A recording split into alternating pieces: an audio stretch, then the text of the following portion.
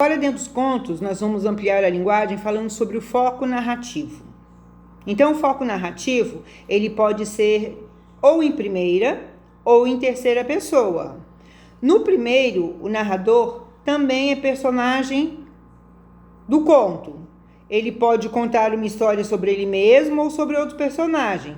Por essa razão, ele se manifesta, ele tem todo envolvimento dele dentro da história.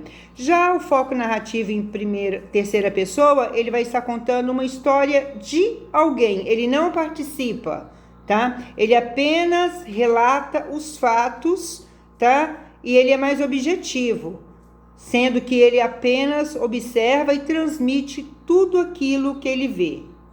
Então, depois ele pede para nós lermos um trecho do conto Os Três Irmãos. Aí fala, o trecho lido apresenta qual foco narrativo? Alguém contou a história dos três irmãos para nós, né? Então, se alguém contou, o foco narrativo é em terceira pessoa. Como você identificou isso?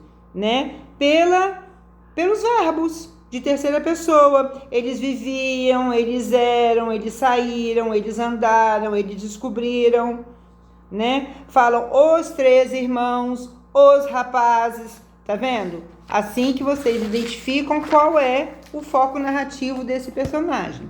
No texto a seguir, o trecho é um diário da personagem Lúcia Helena. Ele pede para nós lermos. Se o texto é dela, o foco narrativo é o quê? Ela está falando dela, é o diário dela. Então, foco narrativo em primeira pessoa. Por que esse tipo de foco ocorre no diário? Por quê? Porque você está escrevendo sobre você, sobre aquilo que está se passando, sobre fatos vividos, fatos que contêm a sua história, ou seja, em primeira pessoa. Leia os trechos a seguir e fale. Classifique que tipo de narrador em cada um dos trechos acima. No texto A, acordei de repente. Olha lá, eu acordei. Então, o narrador é personagem. Agora, no texto B, ele carregava a pasta contra o peito. Ele está participando? Não está participando, tá vendo? Então, o narrador é um mero observador. O que mudaria em cada um dos trechos caso o foco narrativo fosse diferente? Aí pede para justificar. Vamos lá no texto A, Se o foco narrativo está em primeira pessoa, o foco narrativo está em primeira pessoa. Então, ele está contando sobre o ponto de vista dele, específico.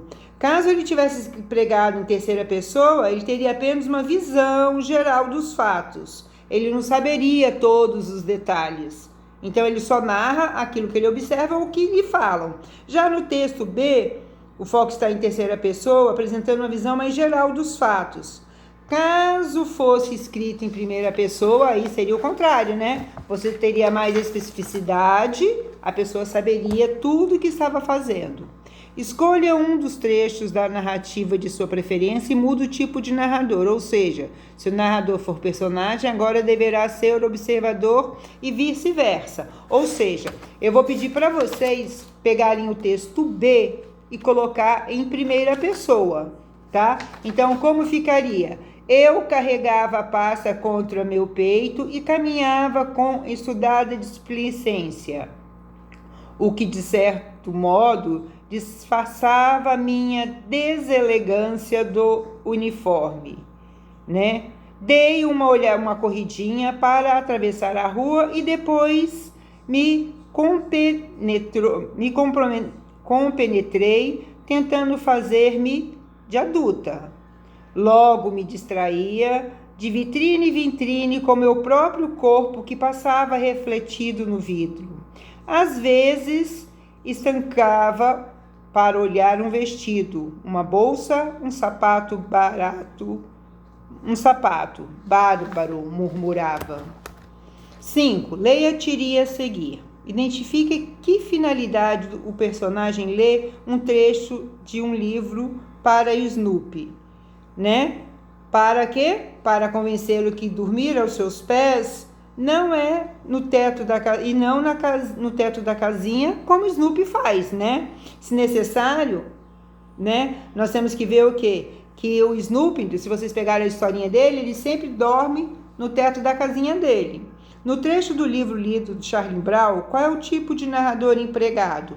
No primeiro quadrinho, você vê o quê? Que o Charlie Brown está lendo a história, né, apresentando o narrador observador. Isso comprova que ele está em terceira pessoa. Agora, o 6. Crie um pequeno trecho para cada uma das situações apresentadas a seguir. Então, exercício 6, opção 1 e 2, vocês vão fazer e nós vamos dar eu vou dar uma orientada na próxima aula. Beijos!